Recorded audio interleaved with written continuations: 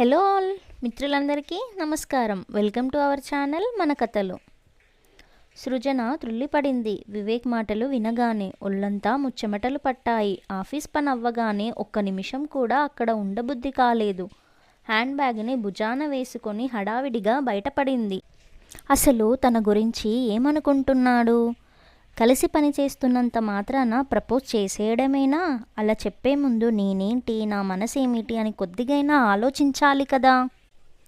ఒక పక్క అతనిపై కోపం వచ్చినా యువతలో ఉండే ఆ సహజ లక్షణానికి జాలేసింది ఆమెకి. ఆటో ఎక్కి ఇంటికి చేరిందే గాని ఆలోచనలతో తల వేడెక్కిపోయింది. టీ తాగి తలనొప్పి మాత్ర వేసుకున్నా గాని మానసికంగా పడిన అలసట తీరలేదు. కళ్ళ ముందు ప్రకాష్ కనిపిస్తున్నాడు. ప్రకాష్కి నేనంటే ఎంత ప్రేమ! నన్ను విడిచి ఒక్కరోజైనా ఉండేవాడా? ఆఫీస్ పని మీద హైదరాబాద్ వెళ్తూ నన్ను కౌగలించుకొని ఏడ్చినంత పని చేశాడు. చుట్టూ ఎవరైనా చూస్తున్నారేమో అని కూడా పట్టించుకోకుండా నాకైతే చిన్నపిల్లాడి మనస్తత్వంలా అనిపించింది. నవ్వేశాను. అలా నవ్వుతున్న నన్ను చూసి నిలదీసి అడిగాడు, నేను వెళ్తున్నందుకు నీకు కొంచెం కూడా బాధ లేదు కదూ అని. మళ్ళీ 2 రోజుల్లో వచ్చేస్తావుగా అన్నాను. నీకు 2 రోజులేమో, నాకు 2 యుగాలు తెలుసా అన్నాడు నన్ను కొంచెం దూరంగా నెట్టి. పోనీ నేను కూడా నీతో రమ్మంటావా అంటూ అడిగాను నవ్వును ఆపుకుంటూ. ఊహూ అంటూ బుర్ర అడ్డంగా ఊపి నా కడుపుపై ప్రేమగా నిమిరాడు. వద్దు సృజన, నువ్వు వస్తే మన ప్రేమకు ఊపిరి పోసుకుంటున్న ఈ బొజ్జిగాడు ప్రయాణంలో నలిగిపోతాడు అంటూనే నాకు 100 జాగ్రత్తలు చెప్పి వెళ్ళలేక వెళ్ళిపోయాడు. అలా వెళ్ళాడే గాని నాకు తోచలేదు. ప్రకాష్ లేని ఆ 2 రోజులు మనసంతా మా ఏకాంతపు తలుపులే. అప్పటికి గాని తెలియలేదు నాకు ప్రకాష్కి నా మీద, నాకు ప్రకాష్కి మీద ఉన్న ప్రేమెంతో. ప్రేమకు కొలమానం అంటూ ఉండదేమో. నన్ను అంత ప్రేమలో ముంచేసే హైదరాబాద్ నుంచి తిరిగి వస్తుండగా ట్రైన్ యాక్సిడెంట్లో తిరిగిరాని లోకానికి వెళ్ళిపోయాడు. ఇది జరిగి 1 సంవత్సరం కావస్తుంది. ఇప్పుడు చెప్పు వివేక్, ఇది నా కథ. నా భర్త ప్రకాష్ చనిపోవడంతో డిగ్రీ పాస్ అయి ఉన్నందుకు ఆయన ఉద్యోగం నాకిచ్చారు.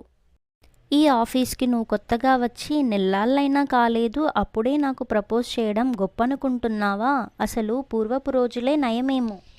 చిన్న వయసులో భర్త పోయినా వారి జ్ఞాపకాలతో తెల్ల చీరను ధరించి నుదుట బొట్టు లేకుండా ఏ పరాయి మగాడిని ఆకర్షించకుండా ఉంటూ భర్త తలుపుల్లోనే ఉండేవారు.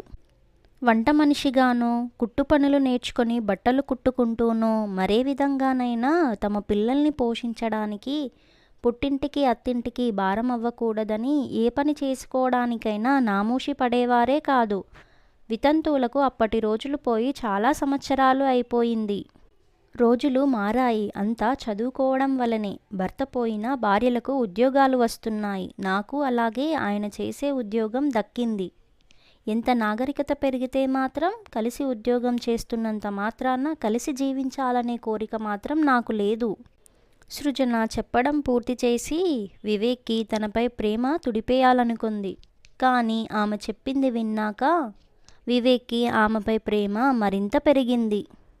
చూడు సృజన, నీ గతం విన్నాక నీపై మరింత ప్రేమ పెరిగిందే కానీ తరగలేదు.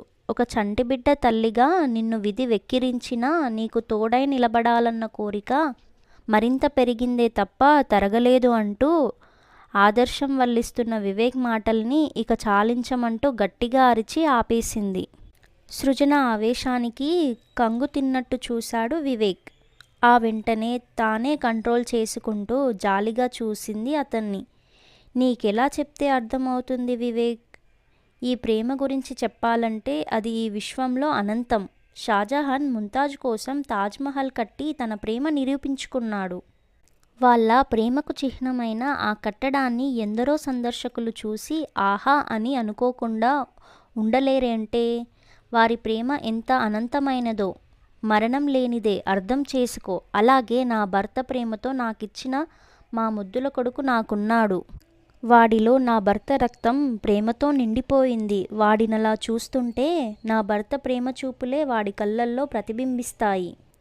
అందుకే అనిపిస్తూ ఉంటుంది నాకు, నా భర్త మరణించినా గానీ మా ప్రేమకు మరణం లేదు. అంటూ వివేక్కి తాను చెప్పాల్సింది చెప్పేసి కన్న కొడుకుని గుండెలకు హత్తుకోవాలనే ఆతృతతో వడివడిగా నడుచుకుంటూ అక్కడి నుంచి వెళ్ళిపోయింది Srujana. Thank you for watching. మీకు కనుక ఈ వీడియో నచ్చినట్లయితే ఒక లైక్ చేయండి. వీడియోస్ అయితే చూస్తున్నారు కానీ సబ్స్క్రైబ్ చేసుకోవడం లేదు. మిత్రులారా, ప్లీజ్ సబ్స్క్రైబ్ చేసుకోండి. మీరు సబ్స్క్రైబ్ చేసుకోవడం వల్ల నాకు కొంచెం ప్రోత్సాహంగా ఉంటుంది. సరేనా మిత్రులారా? ధన్యవాదములు.